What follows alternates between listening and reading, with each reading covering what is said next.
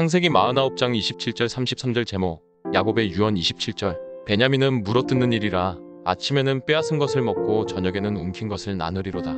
베냐민은 이리처럼 난폭하고 사나운 기질이 있었던 것 같습니다. 그래서 아침에는 자기가 다른 사람들에게 빼앗은 것을 먹는다고 말씀하고 있습니다. 그러나 나중에 저녁이 되면 자기가 빼앗은 것을 다른 사람과 나누게 될 것이라고 야곱은 예언하고 있습니다. 이 말씀은 욥기에 있는 이런 말씀을 떠올리게 합니다. 욥기 8:7 내 시작은 미약하였으나 내 나중은 심히 창대하리라. 즉 신앙이 어릴 때는 자기밖에 모르는 사람이었으나 나중에 신앙이 장성한 후에는 다른 사람들을 돌아보며 다른 사람을 위하여 자기를 희생할 줄 아는 모범적인 신앙인으로 자라갈 것이라는 말입니다.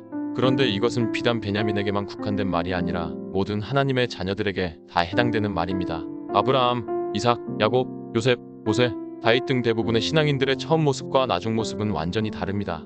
그들의 처음의 모습은 우리와 다를 바가 전혀 없습니다. 그러나 나중에 가면 정말 그들이 믿음의 조상이라는 말을 들을 만큼 뛰어난 신앙가가 되어 있음을 우리는 성경을 통하여 볼 수 있습니다. 그러므로 우리 모두에게는 소망이 있습니다.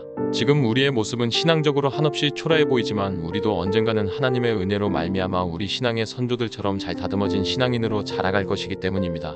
우리가 그런 소원을 품고 하나님께서 이끄시는 대로 따라가며 하나님께 모든 것을 맡기고 순종하며 나아간다면 말입니다. 28절 이들은 이스라엘의 12지파라. 이와 같이 그들의 아버지가 그들에게 말하고 그들에게 축복하였으니 곧 그들 각 사람의 분량대로 축복하였더라. 이상으로 야곱은 자기의 12아들에게 하는 축복을 마쳤습니다. 그런데 우리가 살펴본 대로 야곱은 12아들 모두에게 좋은 말만 해주지는 않았습니다. 온전히 축복의 말만 해준 아들도 있지만 저주에 가까운 말을 해준 아들도 있습니다. 왜냐하면 야곱이 자기 아들들에게 해주었던 말은 야곱의 머리에서 나온 말이 아니기 때문입니다. 만약 야곱이 자기 아들들에게 주고자 했던 말들이 전부 자기 머리에서 나온 말이었다면 그는 자기 아들들에게 좋은 말만 해주었을 것입니다.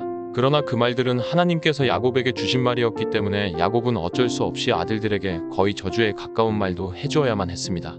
설교도 마찬가지입니다. 설교가 성경처럼 100% 하나님의 말씀이라고는 할 수 없지만 하나님의 말씀을 풀어서 전하는 말씀이기 때문에 거기에는 교인들이 듣기 좋은 말씀도 있고 듣기 힘든 말씀도 있을 수 있습니다.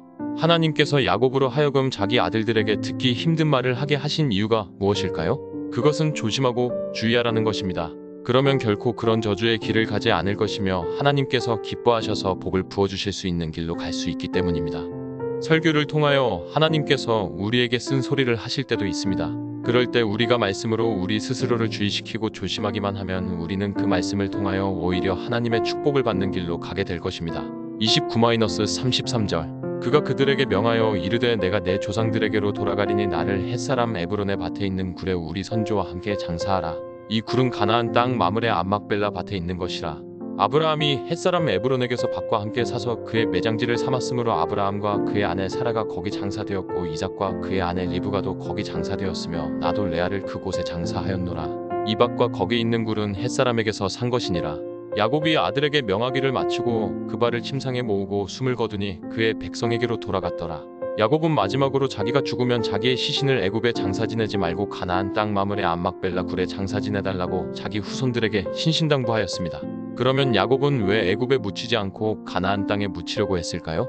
왜냐하면 바로 거기가 하나님께서 그들에게 주시기로 하신 약속의 땅이었기 때문입니다.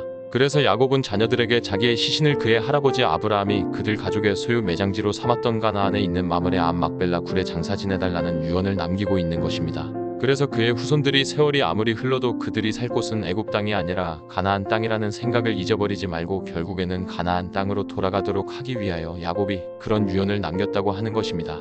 나중에 요셉도 죽을 때 자기 후손들에게 이 야곱이 남긴 것과 비슷한 유언을 남깁니다. 요셉은 자기가 죽으면 일단은 애굽에서 입관은 하되 완전히 매장을 하지 말고 나중에 그의 후손들이 애굽을 떠나서 가나안으로 갈 때 자기의 시신도 함께 가지고 가서 자기의 시신을 가나안 땅에 장사 지내달라는 유언을 그의 후손들에게 남기고 죽습니다. 야곱의 후손들 즉 이스라엘 사람들은 애굽에서 430년 동안을 살면서 그 수가 기하급수적으로 늘어나게 됩니다. 그리고 그들은 430년이 차면 모세에 의하여 출애굽해서 가나안으로 가게 될 것입니다. 그런데 430년이라고 하는 기간이 결코 짧은 기간이 아닙니다. 그래서 그 오랜 세월 동안 이스라엘 사람들은 자칫 잘못하면 자기들이 마치 애굽 사람인 것처럼 착각해서 애굽이 그들의 고향인 것처럼 영원히 애굽에서 살려고 할지도 모릅니다. 430년이면 얼마든지 그럴 수 있는 가능성이 있습니다. 그래서 야곱과 요셉은 그들의 후손들이 자기들은 애굽인이 아니며 결코 애굽에서 영원히 살 자들이 아니라 반드시 약속의 땅 가나안으로 돌아가야 한다는 생각을 잊어버리지 않도록 하기 위하여 그런 유언을 남긴 것입니다. 하나님께서는 오늘 본문의 야곱의 유언을 통하여 우리가 어떤 존재인지를 말씀해주고 계십니다. 이스라엘 사람들이 살 곳은 애굽이 아니라 가나안인 것처럼 우리가 살 곳은 이 세상이 아니라 영원한 하늘나라라는 것입니다. 그러므로 마치 이 세상에서 영원히 살 것처럼 살지 말고 언젠가는 가게 될 하늘나라를 바라보고 그 나라를 준비하는 삶을 살아가라는 것입니다. 그 나라가 바로 하나님께서 아브라함과 이삭과 야곱에게 주시겠다고 약속하신 가나안 땅입니다. 아브라함과 이삭과 야곱을 비롯해서 모든 믿음의 선조들이 바로 그 땅을 바라보며 살았던 것처럼 우리도 그 땅을 바라보며 그 땅에서 영원히 살 준비를 이 땅에서 해야 합니다. 그럴 때 이 땅에서의 우리의 삶도 하나님께서 위로부터 부어주시는 은혜와 축복으로 인하여 항상 평안하고 복된 삶이 될 것입니다.